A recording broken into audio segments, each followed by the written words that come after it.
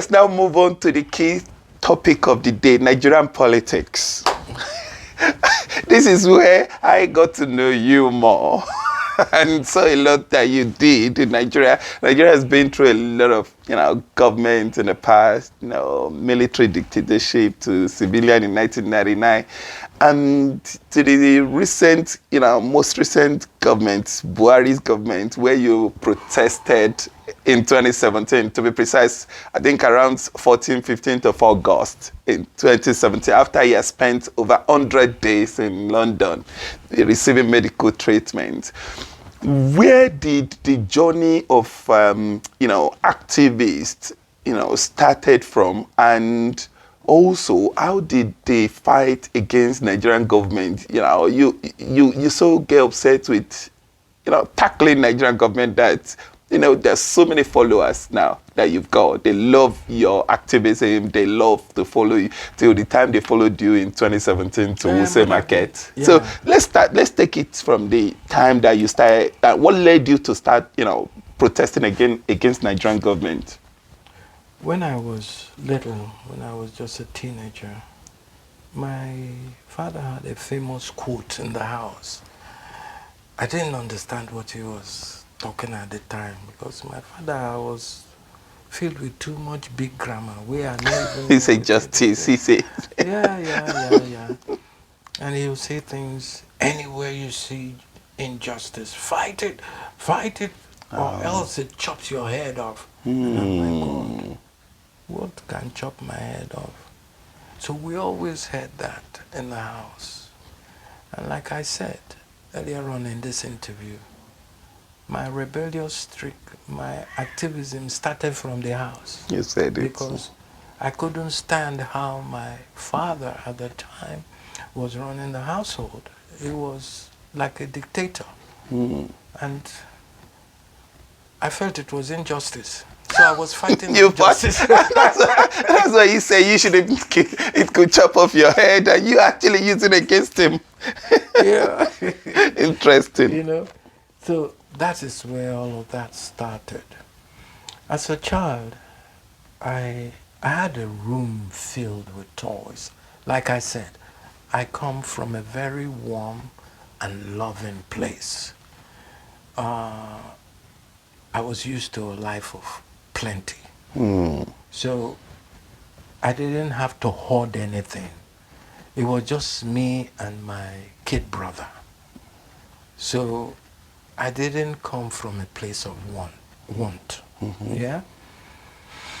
So, like, I had this room filled with toys, and then I remember my father will always say, okay, these are the kind of people you go with, his friends' children, who I felt they were so stuck up, they were so like this. They are rich people. They were so cocky. I preferred the people I played football with, who the normal people on the street. Yes, And one day I went to one of their houses, and I noticed that there were 3-4 people in the room. I didn't know why, because I had a whole room to myself, and I noticed they had no toys. From that was the first day all my toys started to disappear. So that is where that is coming from. Plus my father's different quotes about justice, fair play. He disturbed us with all of that. Okay, thank you. So when was the first time you led a protest in Nigeria? From the 1990 album. Okay. Our money come begin fly. In 1990, for no sell your vote, no, So what was the impact? The military administrator did tackle you at that time? Not really, but people were like, what's that? Okay. It's like Fela. No. Yeah, like Fela. Because Fela was arrested at some point himself. He's always against the government. I liked that comparison at the time. Okay. And which gingered me to do more in that light. Okay. That's good. So let's fast forward that to 2017 when you led the protest at the Wuse Market in Abuja, campaigning against Muhammad Buhari when he came to London for medical attention. He was here for over 100 days. What led to that protest? And you talked about how your life was almost in danger at that point as well. It started like every other thing, not really knowing where it's leading to. Were you living in Abuja or Lagos? Yes, I was living in Abuja. Okay, it was easier because you couldn't have traveled from Lagos to Abuja. I was living in Abuja at the time. I lived in Abuja for about 15 years. Okay. Yeah. Wow. So it was more convenient doing that rally in Abuja. And then, yes, as every day turned over and turned over, we got bolder and bolder. And our Mumu Dondu became a buzzword. Yes, yeah? I heard that. Everybody was, my Mumu Dondu. Resign or return, hashtag everywhere. Yes. Yeah. So, and then everything was going fine. We were feeling on top of the world till I think I was the one that caused that. I said we're taking this campaign to Wuse Market. Oh, okay. Wow. Remember in Paul Place yes, show? Yeah, Pizza Express, yeah. I talked about one guy that saved yes. my life. Yes. I heard you said that. You called him on stage. He was in my back. Wow. I can talk anyhow I want to. These motherfuckers were chasing me with all kinds of weapons, broken bottles. Wow. And he collected machete and all that, cutlass. It's not my show. We didn't have enough time. But if he had showed you his back and his arm, where he was protecting me, and I just met the boy 2 weeks before that incident. Oh my God! Thank God. After that incident, his father flew him out of Nigeria. Wow! Wow! Wow! I mean, it went viral that you were nearly lynched. They destroyed my car. It destroyed. It was the police that came to carry your car away for you, and the police had to shoot tear gas and disperse. That's not the first time. My activism is just something about injustice that aches me, that I can't stand. It's not about grandstanding. It's not about I did here. It's just do you know why I moved from Lagos to Abuja? I was the PMAN president in, I think, 2002. Okay. And I had 2 years of boss. I was fighting corporate Nigeria. I was fighting everybody. I was fighting NBC because those days they only played, I think it was 10 or 15% of Nigerian music content. The rest was foreign music. Wow. Those days, they were bringing a lot of foreign artists to the detriment of Nigerian musicians. Wow. And I said, this is totally wrong. Then we now my PMAN at the time, we now started to charge corporate bodies. If you must bring foreign artists, you must pay this amount. It went from 5 million to 10 million because that was the only way the association could make money. There's nobody gives us money now, so you need to generate your own. You understand? And it was, the fear of Charly Boy was the beginning of wisdom. Make you no pay now. All the Aburos where the Lagos go show up. All the Okada people go show up. We go come make noise for your place. Yeah. So people were paying. Responding to that. That's good. Till one time, that soccer in Nigerian breweries called Odimegu, Festus Odimegu. Okay, Festus. After paying twice, decided, no, enough. No be this earring wearing boy. Go they come, they tell us what to do. Who him be? Wow. So I said to him, I said, it's either you guys pay us, or if you decide to go on with the show. Use Nigerian artists. No, not even use Nigerian artists, because they were paying, of course they were using Nigerian artists, but they were paying them peanuts. Oh my While God. they will pay their Foreigner. foreign counterparts like $500,000, What? $600,000. They were using that racket to siphon money. Yeah, they'll be paying our people like 200,000 naira. Can you imagine that? Wow. Wow. That's a massive gap. Of course. Yeah. Yeah. So when I decided that I was going to fight Nigerian breweries, of course they you know, they planned for me now. The Ehindiro at the time, the IG of police, said I should come, because that time I was doing some jobs. Like I said, I'm a PR person. Okay, I was still doing some job for police, for different people. So I thought it was based on my proposal there. As I go there, I don't know, say they arrest. Wow. Before we they talk, because as I reached there that day, all the NBL people, Naima I see. Because all the recording company in America, that we cannot guarantee the safety of your artists if they come to Nigeria. You threatened them. So everybody was like, everyone would say, wait, we are not going there. Wow. that's what happened with 50 cents. 50 cents came, they didn't want to pay. On top of that, 50 cents can't do Americana for Niger. Hey. Then they Lagos airport. They were about to fly back to America. No, not back to America, to Port Harcourt from for Lagos. the next show. They had a show that night. Okay. I was in a salon trying to do my nails and stuff. Then Idris called me.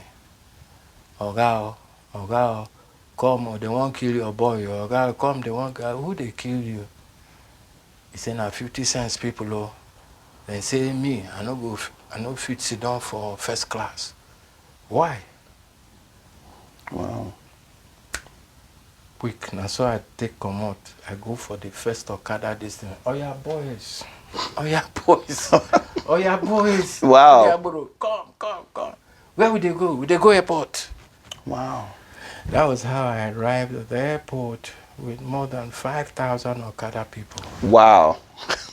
Where the 50 cents? And come point one car, in the inside car they cool. And I know the mentality now. I don't stay for project. I'm a street boy. I say, so you come my place to come beat my people, Abi? So you think you can go to Port Harcourt? Your safety know in my hand again. That's all you needed to say.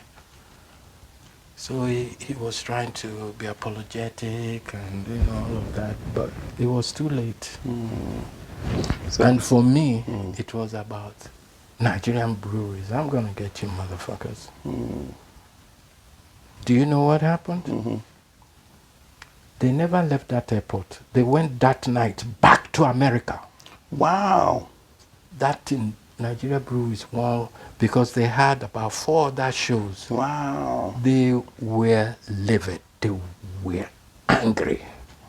Wow. That was how they arranged me and then locked me up. Wow. I stayed 30 days, but in a good cell in one officer's room for police headquarters. Wow. You're enjoying my story. I'm enjoying that. So what then happened to Idris that evening? They called you. Did they fly to Port Harcourt? No, there was no show again. There was no show, so the artist had to return to America. Yes. Oh my God! So you really disrupted that, and they must have lost a lot of money. Yes, I was a big disruptor. come and be insulting my people anyhow. God punish you. Oh my God. Okay. Damn. Having said all that, Nigeria's presidential election is in February 2023, just a few months away. We know that there are three giants in candidates. We've got Peter Obi. There are not three giants, please. Okay.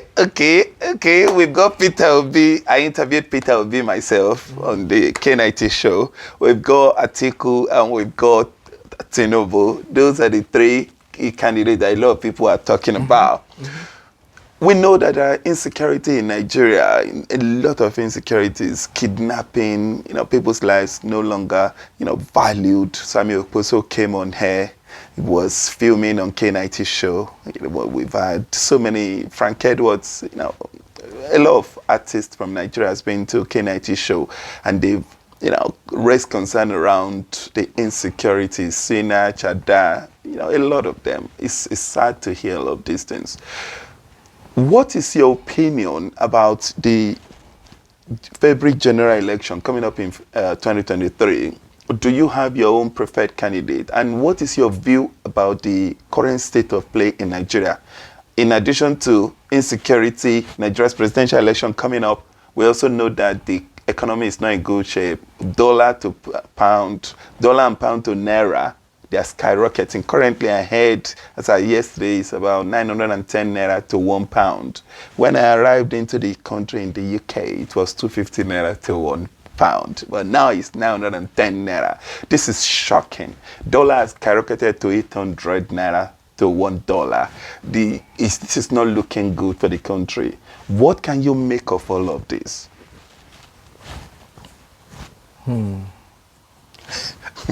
So much to digest. No. I'm just upset. I'm angry that such a blessed country.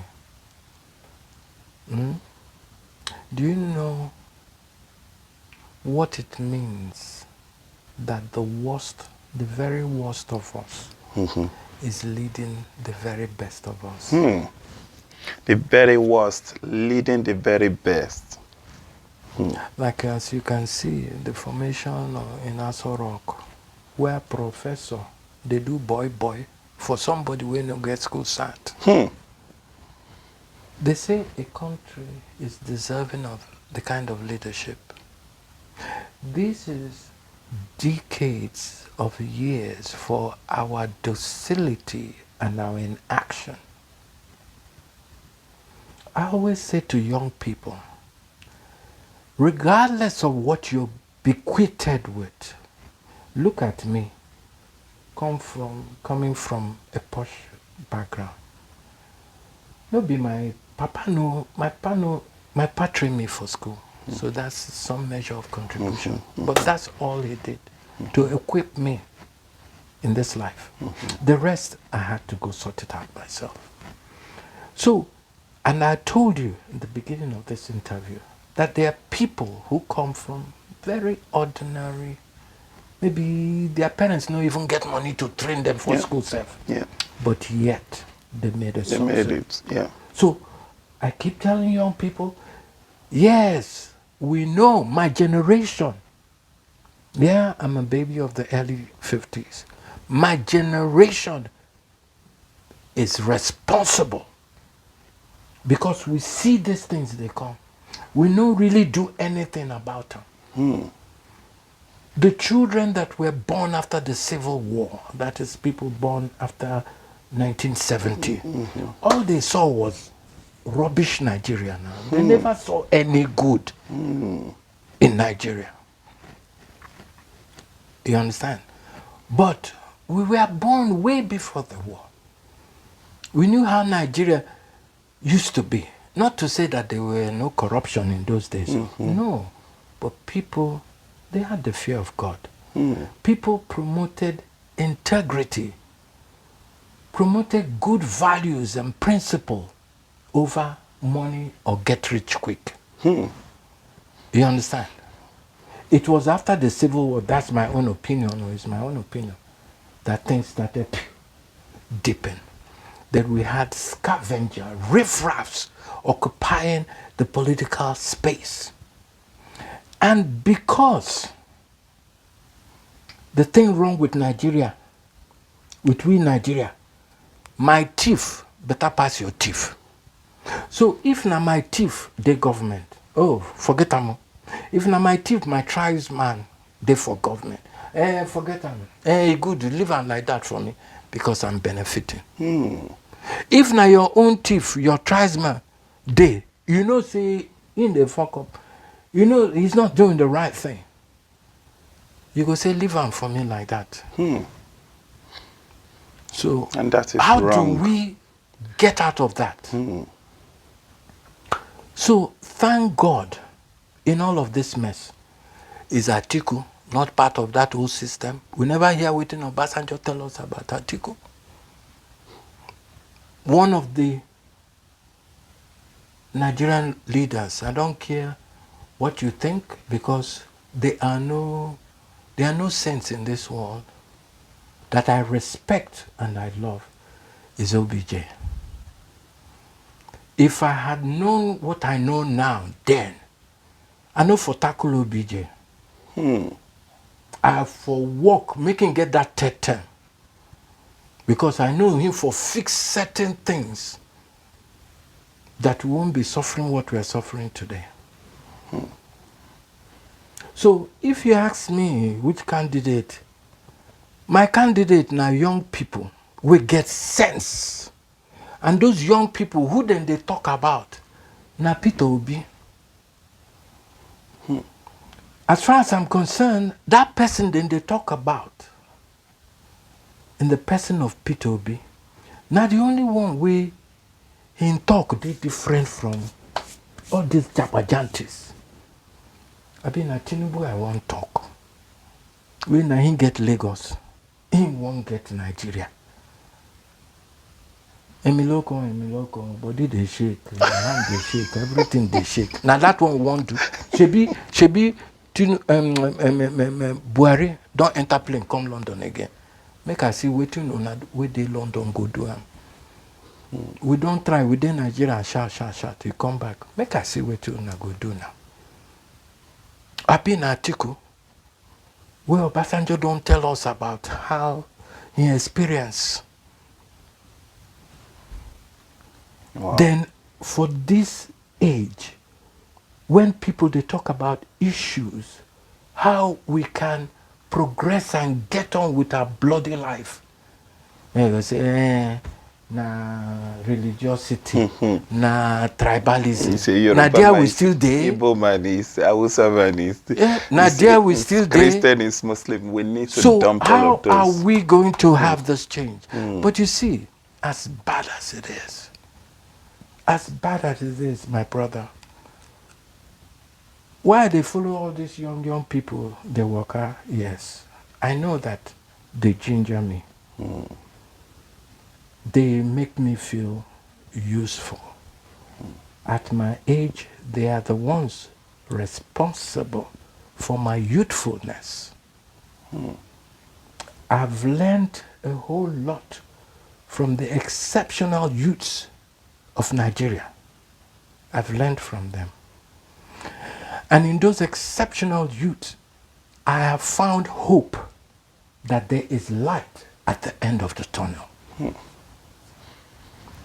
It's only that the people where their mumu now follow come, then so jacket of mumu for them, then still plenty. But you know, this is how I figure it out in my head. If in a country of, if in a country of 250 million people, assuming that figure is correct, the percentage of the criminals and riffraff, the thieves and the rogues in government, reach 0.004%. Now then they cause all this confusion. So therefore, because I've always maintained that the salvation of this country lies in the hands of its exceptional people. Who are those people? The youths. So those youths, if only 0.001% they can get together.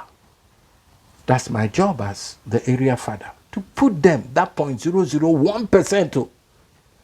Because in a country of 250 million, at least I can beat my chest and say, yes, 70% of them are the youths. So if you have 0.001% of that 70%, It's a lot. Wow. Wow. Wow. So you are an advocate of Peter Obi becoming the next president of Nigeria. I'm an advocate of sensible Governance, leadership, sensible president. Nigerian youths. That is their cry. Because their own mumu don't do. And from where I sit, everybody is shouting, this thing is bigger than Peter Obi. Yeah, people are saying that. Peter Obi is just a symbol of people's frustration. Who is Peter Obi? Just an ordinary man. Okay, maybe better. You know, before, they used to say, let's choose the lesser evil. And I will ask, is anything lesser about evil? Evil is evil. So, if to say this Peter no come out, if for be sniper and otapiapia. Wow. Some people say it's choosing between the devil and the deep blue sea. Sniper and otapiapia. And I interviewed Peter Obi. He cited an analogy that shocked me. He said something to me and said I should view Nigeria this way, as a company, and I am the owner of that company. I'm the shareholder, I'm the owner of it, and that I'm looking to hire a CEO who will manage that company, and I should see him and Tinubu and Atiku as jobless candidates looking for employment in that company. They have come with their CVs, and they said, look at us based on our past achievement of our antecedents, and look at a credible candidate and vote for the right candidate in February 2023. I said, oh my God, I have never heard such amount of humility from anyone vying to become a president in Nigeria in my entire life. That's one of the good qualities of a good leader. Humility. Oh my God. Yeah. So let's pray and hope that the 2023 presidential election will be free and I fair. don't think there will be an election. Wow. Why did you say that? Insecurity? These people, these demons, these evil people have overtaken the landscape of Nigeria. They mean us harm. They don't want to go. They want to use terror to settle whatever they are settling. Nigeria, they want to make Nigeria the terror capital of the world. Strange people are coming into the countries. Nigeria has become a hub for terrorism. But if there is a God, they must fail. If there is a God, they must fail. Because person who start fight can never determine how that fight is going to end. Because as I speak to you, I know that there are boys. Whether there are a few of them or there are hundreds of them, there are millions of them, I don't know. But I know that there are boys who understand what is happening and they are ready to die. We'll all die in that Nigeria because like somebody like me, waiting now, waiting, I've been there, I've seen that. A lot of people, my mates, don't die now. So why should I be frightened about death? I've lived a fulfilling life. I'm happy. I'm happy. I'm fulfilled. Wow. When you said there might be no election, that is interesting. I'm sure you're talking about all of the insurgency, the kidnapping, the How will there influx be? of They know insecurity, American people don't dying. work out come out. Yes. Yeah. British people don't work out come out. Yeah. What is that telling you? Yeah. Then it is still the stupid, useless, nonsensical government of ours telling us, the Americans, they want to confusion. They don't know what they are talking. That's what Lai Mohammed said. Nigeria's information and communication minister said, American government, they're just trying to cause confusion. So we know right from time when they open our borders, porous, especially from Niger, when they carry how many thousands of buses go dash Niger people. We know. Some of us no be mumu like that, oh. We know. Wow. Wow. Wow, that is interesting. But that's a view. Let's pray and hope that things will get better in the country. What can happen now? Today we begin praying. Exactly. I remember Sabi Oposo doing an interview with Kennedy Show saying that if it is prayer that can fix Nigeria, Nigeria will have been fixed long time ago. That now we need to use our senses. There are things we need to do. There are things we need to do rightly. So, oh my God, area Father, thank you so much for all of this.